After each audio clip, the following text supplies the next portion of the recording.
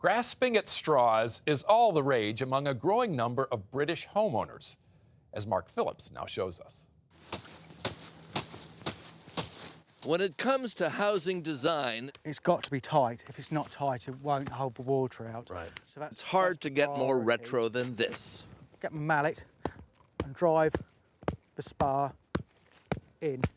It feels awfully solid for something that's basically grass. Chris Dodson is a fourth-generation thatcher, and in a family firm going back about 100 years, business has never been better. If I were lucky enough to have a thatched cottage and needed your services, when could I get you? For full rethatches, you're booking at least 2 years in advance. 2 years in advance? Yes.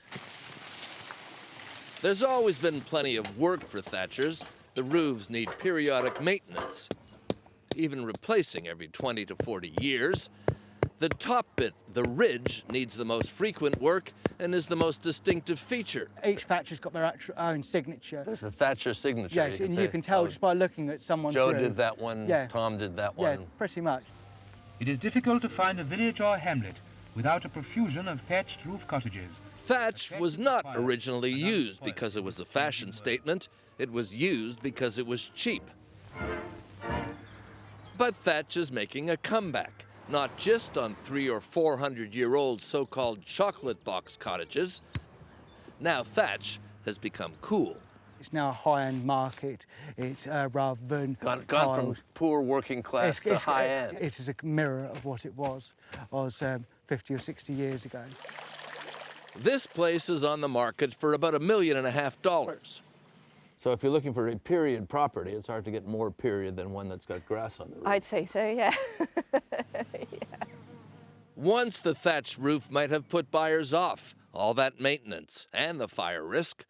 But now there are modern fire-resistant coatings to reduce the risk, and Sophie Gannon, the real estate agent, says thatch is a selling point. Will you have some people coming to you and saying, look, what I want is a thatched cottage? Yeah, we do get people specifically coming and asking for that. We're into organic food, we're into organic fuels, or we're now into organic roofs. Yeah, I mean, it's very trendy. Everyone wants to be environmentally friendly. You just don't know what exactly Even, it seems, goes into people it. building new, ultra-modern homes. Was there a pregnant moment of silence on the part of the builder when you said, and the roof's going to be thatch?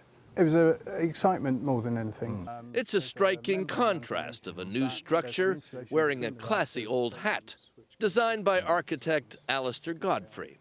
So is this a traditional roof in search of a modern house, or a modern house in search of something different in the way of a roof?